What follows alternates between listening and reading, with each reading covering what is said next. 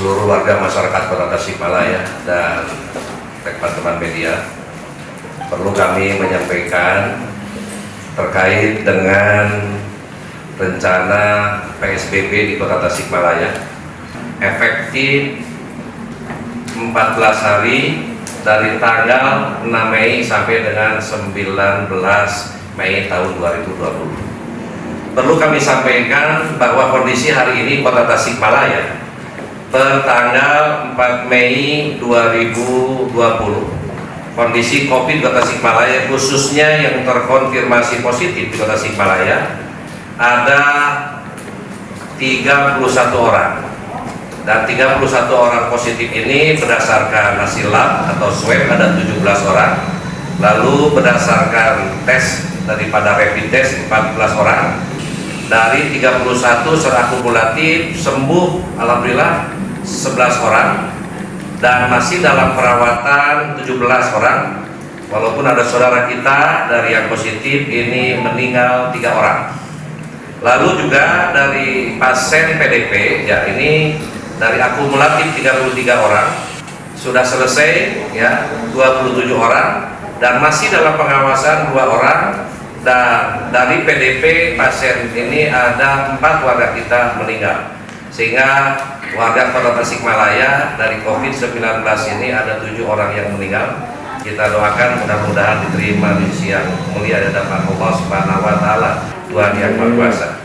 Juga yang penting adalah orang tanpa gejala di Kota Tasikmalaya dari 348 orang selesai pemantauan ada 266, dan sedang dalam pemantauan ada 86 orang, dan terakhir yang ODP orang dalam pemantauan dari 1127 orang sudah terselesaikan 263, dan pemantauan yang sedang terus dipantau oleh fasilitas kesehatan terdekat ada 264 orang.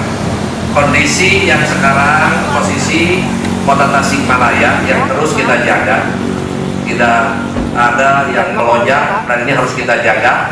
Harapan dengan PSBB ini harus menjadi solusi daripada penyelesaian daripada memutus mata rantai daripada penyebaran COVID-19.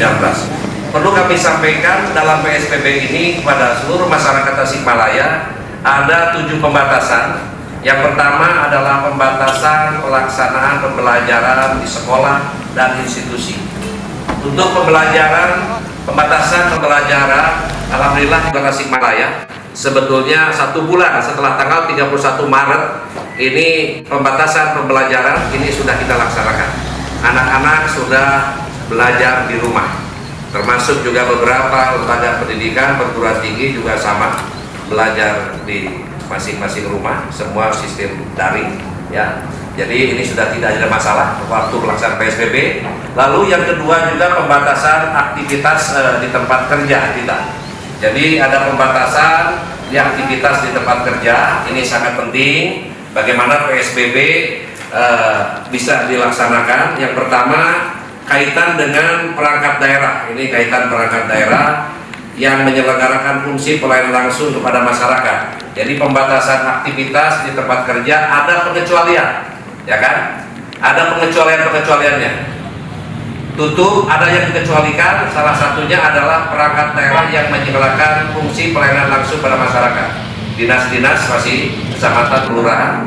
Lalu juga ada pelayanan pencari keadilan atau penegak hukum. Ini juga tetap masih bisa beroperasi.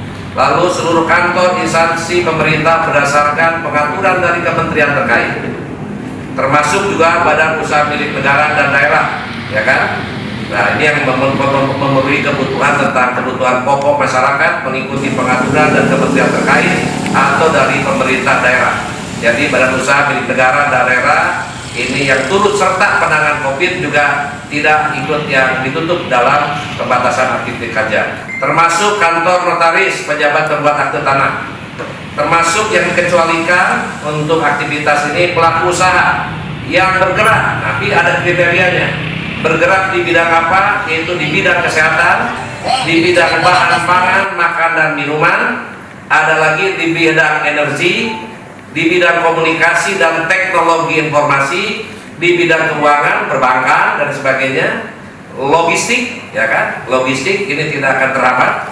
Lalu juga perhotelan, konstruksi dan industri, pelayanan dasar, yaitu utilitas publik dan industri yang ditetapkan sebagai objek vital nasional dan objek tertentu dan atau kebutuhan sehari-hari.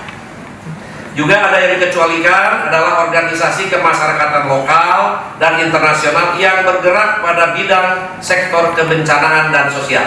Jadi ada organisasi-organisasi lokal dan internasional yang bergerak dalam kebencanaan dan sosial, itu tidak ditutup kantor-kantornya. Lalu juga lahan pertanian tanaman pangan. Jadi yang bergerak di bidang lahan pertanian tanaman pangan.